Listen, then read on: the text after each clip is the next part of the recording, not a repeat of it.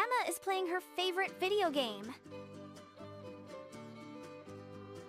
She's almost at the finish line.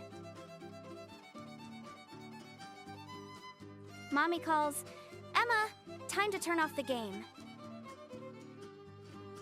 Emma's face gets hot. "No, I'm almost winning," she shouts. Emma throws the controller down and stomps her feet. She runs to her room, slamming the door.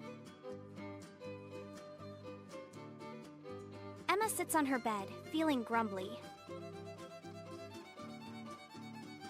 She hears her family laughing together at dinner. Emma opens her door and walks to the kitchen.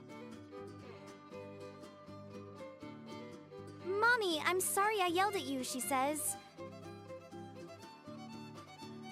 Everyone gets angry, but we can always realize it was wrong and try to not get angry again since it makes everyone feel bad.